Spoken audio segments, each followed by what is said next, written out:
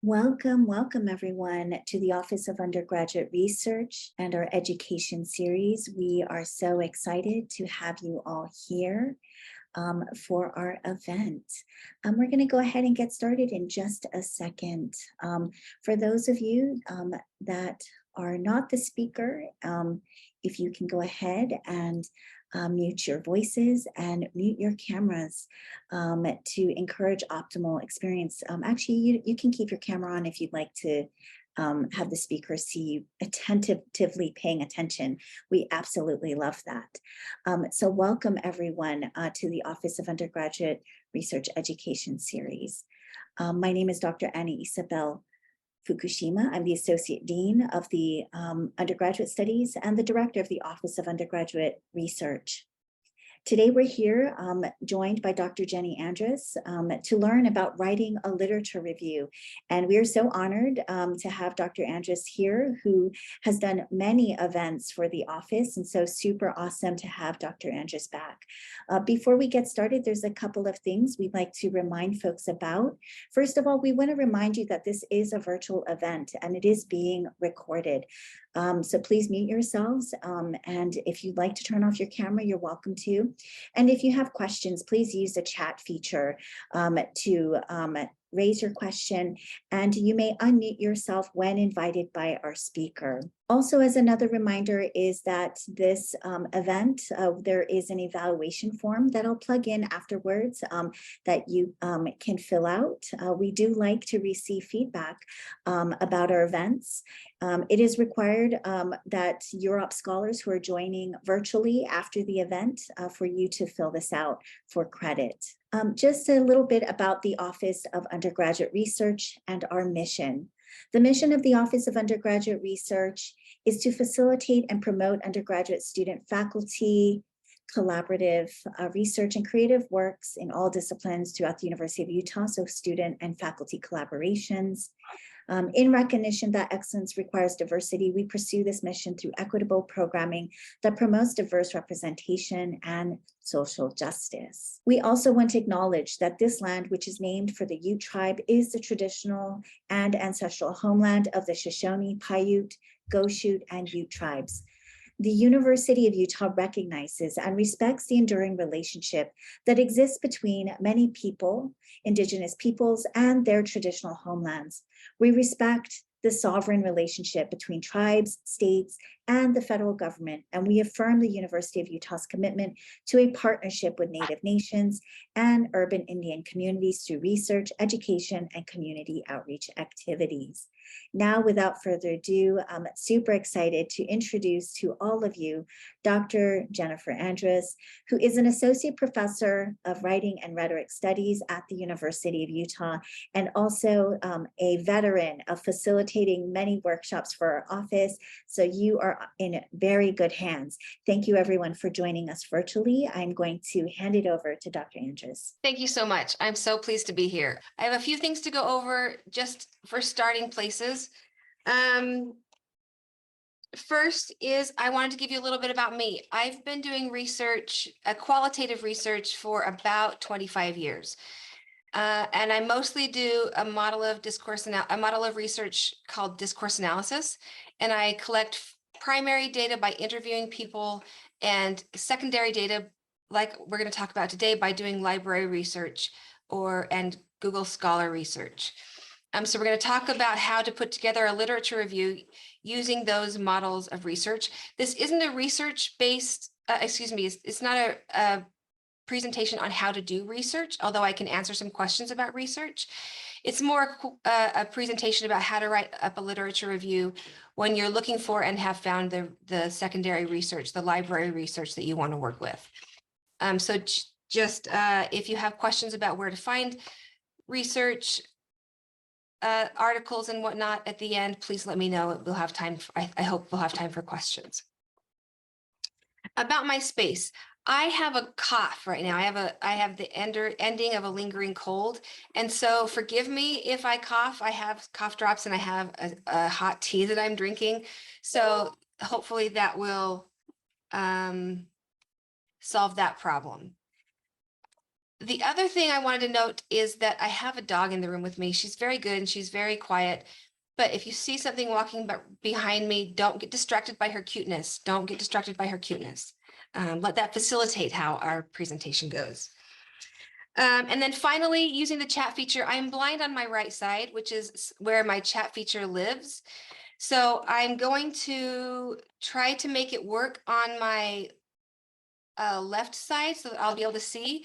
But if you put something in chat and I don't immediately see it or immediately respond, just even unmute yourself and say, Jenny, I have a question, or put it in again. I will see it. I promise I will get to your questions.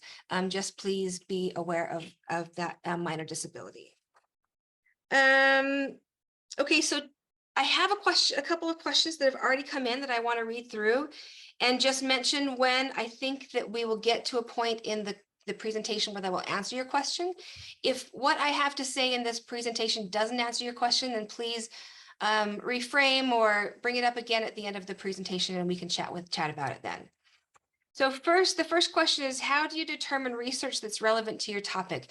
So again, we aren't going to be talking about research exactly, but we are going to be talking about how to choose sources a little bit. So hopefully that will be helpful for you.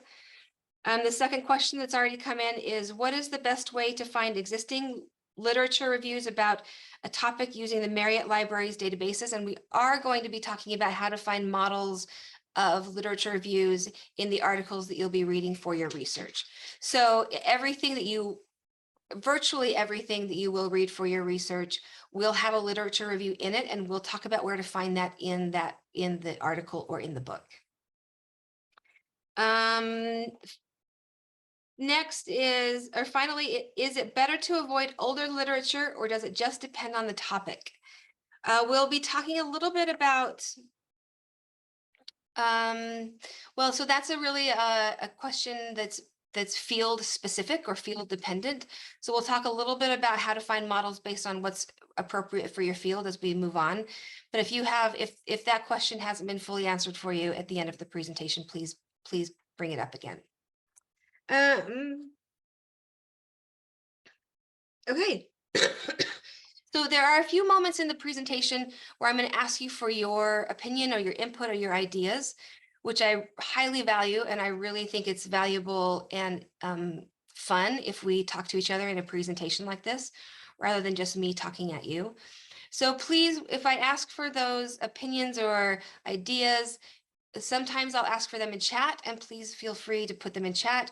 Sometimes I might ask for us to have a little discussion, and please do participate in discussion. I ask that you use the hand raising tool in Zoom so that it puts your face. There's a lot of us in this room, and so I can't see you if you raise your actual hand. And if you just start talking, you might start talking over each other. But if you put your hand up, then it puts you to the top of the screen where I can see you and I can then call on you. So please use the hand raising feature. With no further ado, I think that is good for starters. So research. So you're doing some research, you figured out some things, and it's time to start writing. What you need is to figure out in terms of literature review, but also in terms of your larger research project, is who will you be writing for? Who's your audience? Who cares about your findings? Who else has done research on a similar topic and so that they may care about your findings? And importantly, what conversations are you joining with your research? Who else are you talking to? Who's already talking about this topic in the field? So I like to use the metaphor of a party. Who's been to a party? Raise your hand. You've all been to parties. Thank you. Please, if you haven't been to a party in college, please go to a party. So you get to a party, you walk in the room, you aren't the first person there, and there you see clusters of your friends in different areas of the room chatting with each other. They're having different conversations. When you're trying to decide as you walk around the room which conversation you will join, you listen for a minute. You stop, you hear what your friends are already talking about, what topics, what concerns, what issues, what questions, what narratives. And based on that information, you decide which of those conversations you're going to join. So this process of creating a literature review is first listening to those conversations, finding out who's already talking about the things you want to talk about, and then figuring out the most appropriate way to join the conversation. So when you finally decide who you're going to talk to at that party, you don't just jump in. You wait a minute, you figure out what kinds of stories are already being told, you listen for the kinds of um, pieces of information that are being given. You don't want to give redundant information. You don't want to say something that's already been said. You want to connect what you want to say with what's already been said. And the literature review lets you do that, but in an academic way. It lets you connect with what you want to say with what's already been said. So what's a literature review? I'm glad you asked. A literature review is, let's break down the phrase literature review, because I think it can be confusing. In my experience, it's been confusing for students. A literature is not a novel or a poem. In this sense, a literature review is a set of articles, books, and other writing that are all about a particular topic, problem, concept, theme, or argument. So those make up the literature on a particular topic. A review is a description, analysis, and explanation of the literature that's already been written and published on a particular topic, problem, concept, etc. So when you write a literature review, you find out what's already been said and you review that for your audience. Often your thesis advisor or maybe you're working with a professor on a research project and you've been asked to write a literature review. So there's a number of different audiences, real world audiences for literature review. The most important perhaps is the audience that's going to read your research when you get it published, because I know you're going to get your research published. So literature review, there's a large body of research documents such as articles, white papers, and books already completed on your topic by other people in your field. It's your job in a literature review to find, this is the research part of this, and this is secondary research, this is library research where you're finding out what's already been written on a topic. You find that secondary research, that secondary literature, you read, respond to, engage with, and organize that research in a literature review. This process will show you how to situate your own scholarly contributions in that growing body of research.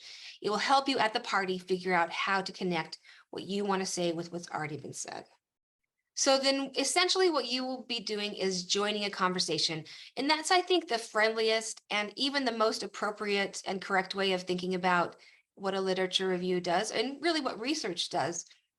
We aren't writing for ourselves, we're writing for other people to read what we have to say. So every piece of writing, whether you like it or not, joins a conversation. You need to put it in conversation with the research that's already been done, with the texts that have already been written. And so you will look for those texts that have already been written in journal articles, books, white papers, other kinds of research reports, dissertations that have already been published, theses that have already been published. So you'll look for that in research that's already been done. Your own research. In what field are you doing research? I want you to, as I read through these questions, think about them for yourself, because at the end of this set of questions, I'd like you to do some free writing for yourself. So in what field are you doing research? Think about that. Is it in English? Is it in chemistry? Is it in discourse analysis? What are your topics of study, research questions, and or theories? So are you so for example, my research field is in, I am a discourse analyst and I work in the Department of Writing and Rhetoric Studies. I publish in the field of discourse analysis. So I'm doing research in discourse analysis and I ask particular questions about domestic violence. So I want to look at how people talk about and tell stories about domestic violence from a discourse analytic perspective. So that's the kind of answer that I'm looking for there. And then finally, what academic conversations do you hope to join? So for example, in my study, I talk to people who are also studying narrative. I talk to people who are also studying domestic violence. who are also studying particular topics in discourse analysis. So just take 2 minutes, and I'm going to time it so that we can make sure to stay on time, and answer those questions for yourself. And as you answer those questions, drop them into the chat. Awesome, they're coming in. Organizational behavior, gender roles, and power distance. So that's a really good combination of the sort of larger field, the specific thing within the field, and then the specific concept within that field. Great. Another example is, they're coming in so fast I can't see. Physics, primordial black holes as potential dark matter candidates. I super want to read that when that's done. That sounds interesting. Political economy, economic development, computer science, surgical robotics, and micro robotics. So again, you're already seeing this connection between the larger field of study, the specific topic of study within that field, and then the specific conversation you want to join. You're getting it. Awesome. Biology, genomics, evolution, mammalogy, how mammalian behaviors tolerate plant toxins. So that's good. That's a great research question embedded in there. Latin America studies public health, diabetes management within the Latino population. Awesome. That sounds extraordinarily interesting. So you're getting it. So let's move on. I like the direction that we're taking already. So then once you have decided who you're talking to, what you want to talk about, what's interesting in your field, what you need to do is map the conversation. So in a literature review, you will identify how the various articles, books, and other texts relate to each other, how they are talking to each other. Excuse me. So I want to stop right here and talk just a tiny bit about research. I think that we have time to fit in an answer to one of those earlier questions. So there are two places when I'm doing research, secondary research, in my projects, I start, and I have authorization from the library to say this. I've worked with them about a bunch about secondary research in my role as the director of first-year writing. And I start with Google Scholar, not Google, Google Scholar. So it's scholar.google.com. .com. And so you can get a really broad sense of what the conversation is and where it's going, so that you can read forward and backward through a lot of different conversations. And because of the way Google's algorithms work, it tailors it to what you're interested in, but also what has most recently been searched in general in that topic or in those sets of research terms. So it gives you a good sense in your field of where things are going. Then, and also because of our relationship with the library, it links to, sometimes you'll go to look for or download an article, and it will ask you to log in for the University of Utah. It links to the university so that you can get access to research that you may not have access to unless you're coming through the University of Utah. So you had that option. Research that's not available through the University of Utah, you can use interlibrary loan to have them get an article in for you. Articles get in within usually 24 hours, if not faster. That's a great resource. That's another reason to use Google Scholar, is it lets you see beyond our individual catalog to what other universities have and you might be interested in. The other side of that is that you may not have access to the particular article through Google Scholar. Then you just cut and paste that title of the article, title and author perhaps, on the first page of the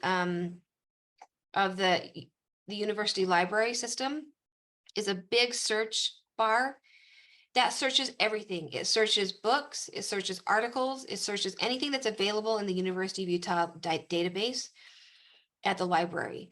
So you want to utilize all of those resources. What is in our library, what is not in our library that you can have sent to you through interlibrary loan, and what is readily available through Google Scholar and Google Books. Google Books, anybody in the room doing historical research? I have done historical legal research in my career. And Google Books had almost every book that I needed from the 17, 18, 1600s. So it's a really great resource, a really great resource. So, okay, so back to mapping the conversation. So what you will do is, as you read these articles, books, and other texts, you will start to identify concepts, topics, theories, themes, different things that you see coming up over and over in different texts. So, for example, in narrative, the narrative theory that I work with, identity comes up all the time, language practices, communities, so contexts. So I can start to create a map where Articles 1, 2, and 3 all talk about identity. 1, 6, and 7 all talk about narrative. So you start to see how the different articles and books that you're working with cluster around topics, themes, concepts, theories. That's the first thing you do. And then you find out how they talk to each other. Do they agree with each other? Do they disagree with each other? Are they neutral? Are they fighting? Right? These are all the exciting things that happen in academic research. I especially like academic fights. Nobody gets nastier than an academic who's mad. So finding camps. Once you've done all this research, and as you do the research, so one additional note about research is it never ends. It never ends. So you find 3 or 4 articles and you read them and they're working great. But you notice that 3 of them all cite this other article, and maybe it's 20 years old, but everybody seems to be citing it. Then you need to go look at it, find out why they're citing it. Maybe you need to cite it, maybe you don't. So as you do your reading, and even as you do the writing up of the literature report, you may need to go back to research to find more supporting texts. So maybe somebody else in a camp that agrees, or maybe it turns out that maybe you're too thin in one set of ideas, and you want to find out how to find some research that will make that particular theme or topic meatier. So you're going to be reading and writing, reading and writing. It's always cyclical or cyclical. So you will, as you look for the camps, as you find out how this conversation is working, you will find out who is talking to whom, and you do this through citation and source use. In literature review, runs on citation and source use. So as you read through, especially the first 1 to 4 or 5 pages of any article, you're going to start looking at who's being cited. That's where the literature review lives, in that first portion of the paper. So who's talking to whom, who's citing whom, which sources are getting used, and then who agrees with whom. Why do they agree? Around which point do they agree? Do they also potentially disagree? Around which points do they disagree? You'll want to start thinking about how concepts put into relationship with other concepts. So when I was talking about narrative, why identity? Right? So I had this question, I started noticing this relationship, why?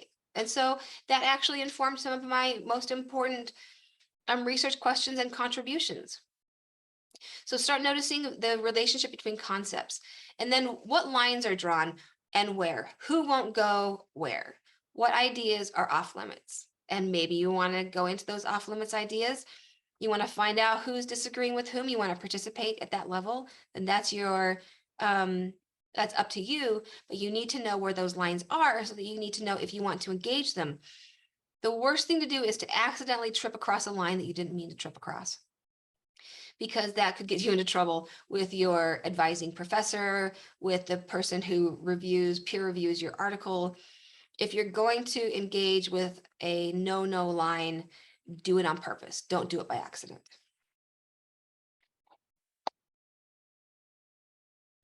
So then writing it up. In a literature review, you will describe and explain the conversations within which you are positioning your research. You will describe and explain the camps you have identified using first sources, and you will do that through paraphrase and direct quotation primarily. Summary has a place here, but it should be such a short summary that it's basically almost a paraphrase. You really want to avoid full on full-on summaries in a literature review. Then it becomes something more like an annotated bibliography. And then in addition to using sources, you will synthesize those sources. So you will combine and weave together those sources together, creating a sort of net or web that holds up, it creates the foundation of the research and holds up your contribution in that conversation. So let's go in a bit more into detail about source use. Each paragraph should use a mix of multiple quotations and paraphrases. It should not, and I'm going to say this so many times, you're going to be bored by the end.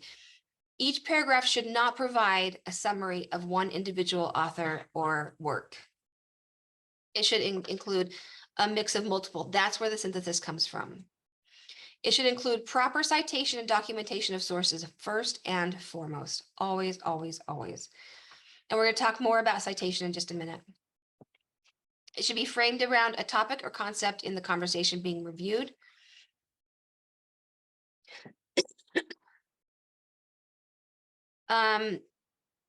So that you are organizing the paragraphs around topics and concepts rather than individual authors or papers. And finally, it will use sources written up by multiple authors.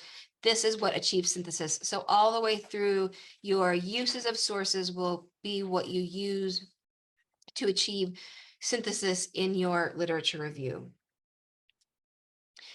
When synthesis is, again, that weaving together or that combination of creating a web of sources that already have been working with the topics. So you weave together sources around concepts, themes, topics, problems, and arguments. You'll think, let's go back to that idea of camps. So you have this notion of narrative in my body of research. And I want to find out who's talking about narrative and weave that together in order to develop a structure around narrative that I can use to situate my own argument. So I know that Schifrin talks about argument. I know that Defina talks about argument. I know that Bamberg talks about narrative. So you're thinking of always and firstmost about around concepts, themes, and topics. Then you will analyze and describe concepts, topics, and problems and arguments. So this is how this is where you'll use sources via paraphrase and direct quotation. Okay, so finally, you'll bring together a number of different sources around common themes, problems, topics, or concepts. So in the literature review, the topic sentence for each paragraph should focus on a concept, topic, or theme, not an author. And I've read in my role as the director of first year writing, I have read 1 million literature reviews. And so the first draft of a literature review almost always makes this error to include the author as the topic sentence. Andrus says in her 2023 article, and then summary. So that's a great place to start. It's just not a great place to end. So you want to work around to the point where you're talking about concepts, topics, and themes, arguments. What's the meat of the conversation, not who is saying the conversation. So who is saying it matters. It's just not the first thing that matters, especially in a literature review. Let's talk a little bit about a literature review thesis. It's quite different than maybe what you are accustomed to before. Every literature review needs a thesis that comes toward the end of the first or second paragraph of the paper. Pretty common location for the paper. But instead of saying in this paper, I will argue, and then after which you write a thesis that demonstrates an argumentative point that you'll make about for your paper, instead you'll write a thesis that's more like this. In this literature review, I will describe the ways in which social media relate to issues of access, demographics, and socioeconomic class. So what I've done in this thesis is I have opened with the idea that this is a literature review. And I've also identified the camps or nodes that I'm going to talk about in the literature review. In this case, I'm going to talk about social media in general, but I'm going to review specifically how social media comes up in issues of access, number 1, demographics, number 2, and socioeconomic class, number 3. this is how I'm going to structure my whole literature review, so that I'm going to first do sort of a general overview of how social media literature, of the literature around social media. And then I'm going to get more specific to access and more specific to demographics and more specific to socioeconomic classes. Those would be the camps in that field, or the camps in that literature review. All right, so let's take a look at literature review in the wild. Like I said, they're all over. You've read so many in your careers. So I'm going to drop in chat a literature review of a paper that I wrote a few years ago. It will take me just a minute to pull it up. But what I'd like you to do is to look for synthesis. Where do you notice the synthesis? How can you recognize it as synthesis? Do you see camps emerging? What is the research? How is the research situated in relation to other research? And how are the sections with synthesis formatted? Okay, so in this article that I put in, I had meant to pull out a separate segment. So I'm going to call your attention to pages 638, which is the third page of the PDF.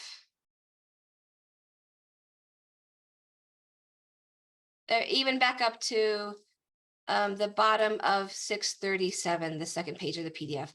So just take 5 minutes. We have 5 minutes? Yeah, I think we do. Let's say 3 or 4 minutes, and scan these, especially page 638 and 639, and look for places where there is synthesis and literature review. And I want you to think, as you look for those, how do I know this is literature review? How do I know this is synthesis? And therefore, how can I reproduce it when I write my own literature review? So let's start with, can you tell which conversation I'm joining from that literature review? You can just put into chat what conversation. Storytelling, yes. What else? Are there sub-conversations? There are very often multiple conversations. How to define narrative, yes, that's right. Identity formation and narratives, right?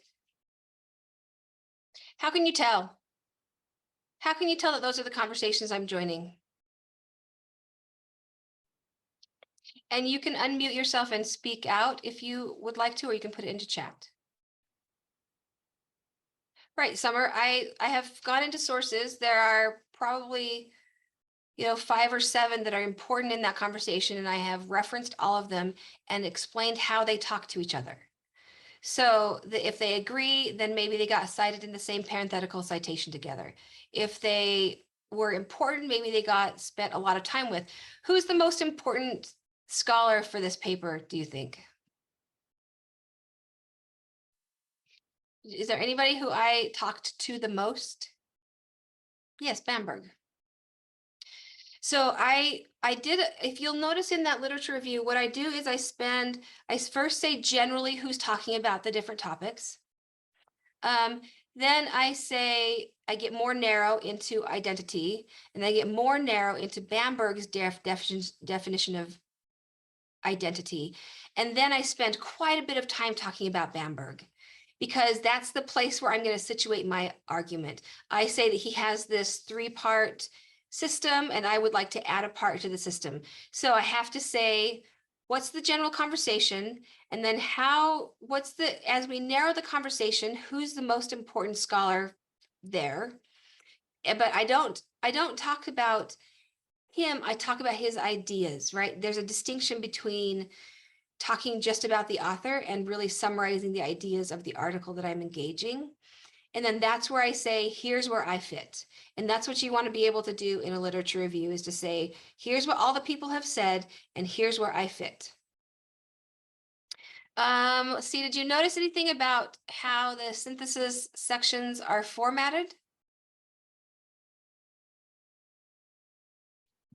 You only looked at it for a quick second, so if not, but did anybody notice anything standing out? So this is one of the things that I want you to pay attention to. In just a minute, you're going to start looking at your own research.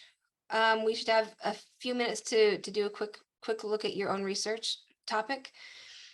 And it's going to be different. The formatting of the synthesis sections and where the synthesis comes is going to be different for different fields, but almost always is going to come in the first, let's say, 5 to 7 pages. Sometimes there's more literature review later, depending on how the paper is structured, but it comes in that first, either toward the end of the introduction or its own section as section number 2, the second section in the paper. So finding models. You need to look for models of literature reviews in the sources that you're already using for your research, so that you know where to put the synthesis, how to format the parenthetical citation. Is there a preference for quotation summary or paraphrase? So different fields, sometimes some fields don't use anything but paraphrase. Is anybody in a field that never does direct quotation? Put your hand up with using Zoom.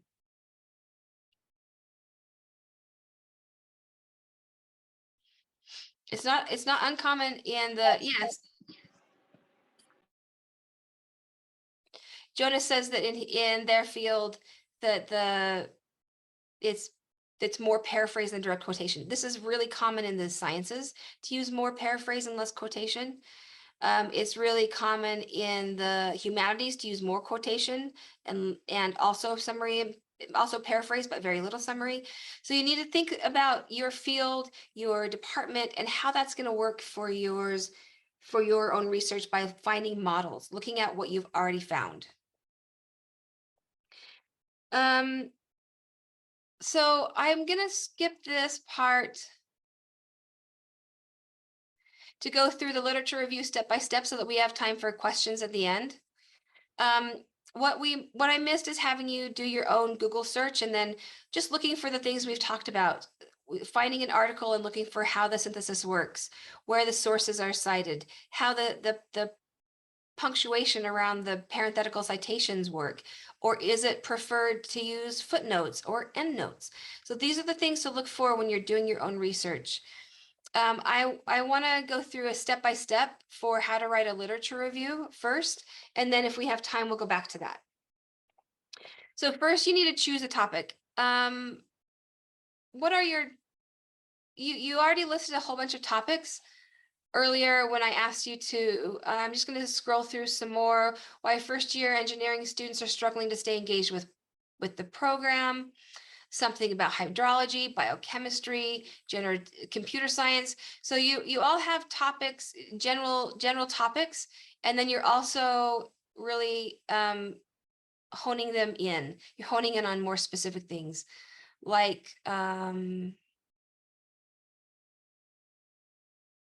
urban areas using ecoenzyme activity rates as a reference.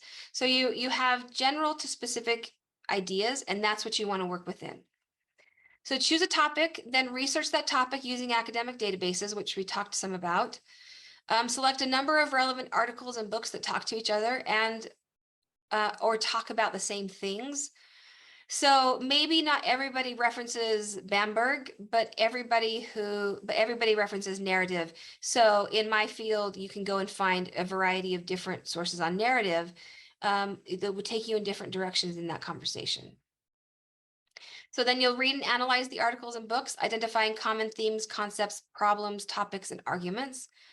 You'll summarize the individual arguments to make sure that you understand them well. And by that, I mean you'll summarize them for yourself for your own reference, not in your literature review. So there's writing that happens before the writing, as we all know. And so a starting place would be to write a short 1 or 2 paragraph summary about each article that you read as you read it. And then that can help you figure out what should go into your literature review. Paraphrase important passages in the literature for yourself. Pull out direct quotations that can be used in the literature review. I don't know about you, but I hate starting writing from a blank screen. It makes it hard for me to start. So one of the ways that I get around that is I first start with what other people are saying. I pull out some really important, interesting quotes that I can work into my literature review at the beginning. After that, you'll organize the arguments, quotes, paraphrases. This is where you map the conversation around camps. Outline the literature reviews using the conceptual nodes or camps, which I've called them, not the authors. So write an outline of the literature review. First, I'm going to start with this, then I'm going to start with this, then I'm going to start with this. Just a loose outline will help you get started. Select paraphrases and quotes as the starting point for your writing. Draft your literature review, and please, please, please promise me right now, pinky swear, that you will always save time to review and revise your literature review or anything that you ever write for the rest of your life. So that if you have some time, if you set aside some time to get this written early, then you'll have time to review and revise, and you'll be more happy with your final draft. All right, so I think we have about 10 minutes. If you have any questions, I'm happy to answer. I'm going to stop sharing so that we can. Well, So I thank can- you so much for that. It would be great if folks can use a chat feature. I can read the question out aloud for you if you'd like. You may also do the just unmute yourself and just start talking, or you can raise your hand. So specific questions about your literature review. Oh, that's a great question. So the best practice is to keep track of the literature you read. I'll tell you best practices, not what I do. So Zotero is a great way to keep track of it. Not only is it a great citation generator for while you're writing, it's a way to know what you've read and where you've read it and how you've read it. It will allow you to put notes in. I do lots of folders with PDFs saved in them, and then I can write a sort of a write up on a Word document for each folder. I've started using Google Docs. Google Docs, you can also add everything you need to as well, and then it keeps all your stuff in the cloud. That way I can have access to information if I'm at somebody else, at my advisor's or my mentor's computer or something like that. So the main thing is to figure out a strategy that works for you, because Zotero doesn't work for me. And so I kept losing stuff because I didn't click the button to put it in the right space. And that was very frustrating for me. So I think just thinking about your work process and your work protocols for what's going to be the best way for you to not lose stuff. I do recommend doing notes for each thing you read. That's also best practice, so that you remember, 2 or 3 or 4 weeks down the line what that article was about in a really quick way. Yeah, I use spreadsheets. And so sometimes Yeah. you can break it up with a citation, you can have themes, emerging track themes.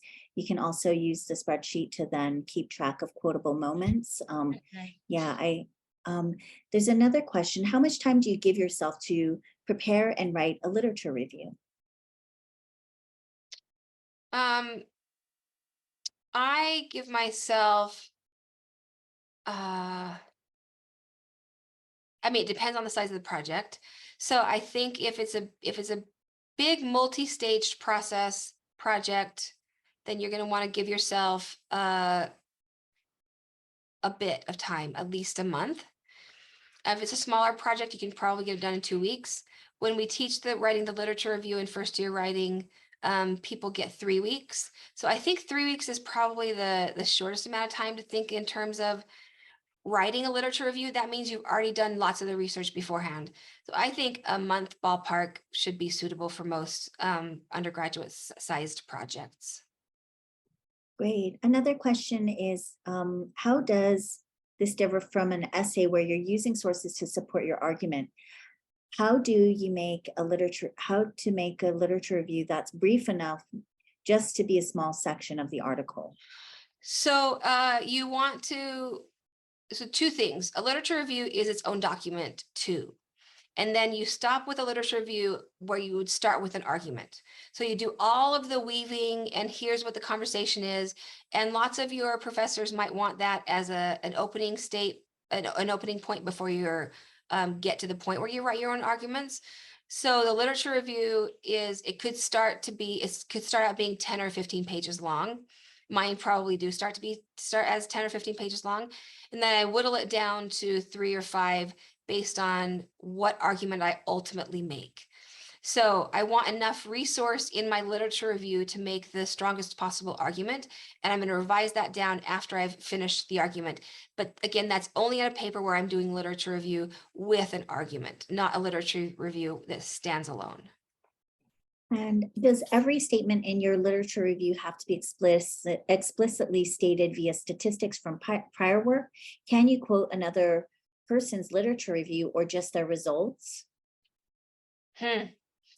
Um, it's okay. So it would be unusual to cite another literature review in your literature review. Just because if you're going to look at, let's say, for example, mine has works by Defina, Bamberg, and Buchholz. If I'm going to look at Buchholz, I'm going to look at actual Buchholz, not how somebody reviewed Buchholz in their literature review. So you want to go straight to the source as often as you can. That said, in terms of results, you can include results in a literature review. It depends on how specific you're getting in that particular article or that particular piece that you're writing. So it really depends on the direction you're taking the bigger piece in.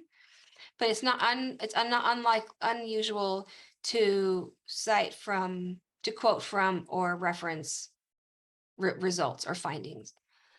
Yeah, but starting with another author's literature review is a good place to start when you don't know where to start Yeah. and the places you want to be in conversation. But yes, another question is, I've been asked to update a literature review.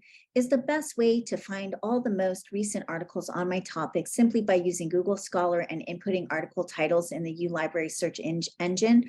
I want to ensure I haven't missed anything. So I would do the same Google. What I do is I use the same search terms in Google Scholar and in the University of Utah's library. You no longer have to go into each individual database in the library. It now searches in that first search bar. It searches everything, which is brilliant and saves you a ton of time. So I would do the same search terms in both locations and then sort of cross-check. Jenny, is there any kind of, Dr. Andrus, is there any kind of, because writing a literature review, I think is hard. People are oftentimes intimidated by it because you go and you do a search and you see millions, right? Sometimes.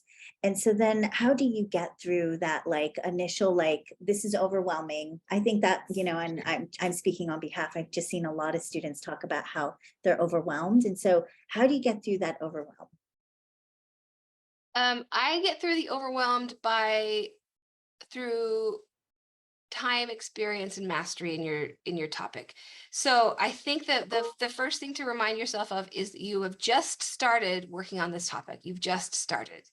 And so you don't need to know everything yet. Like my dissertation director told me, this is the beginning of your career, not the end. You don't know everything at the beginning of a project. You're just getting your toe wet. And that's the reason you have mentors. That's the reason you have other people to work with. You have colleagues, you have peers. And so you find maybe 10 sources that seem to fit the search terms the best. And then you read them all.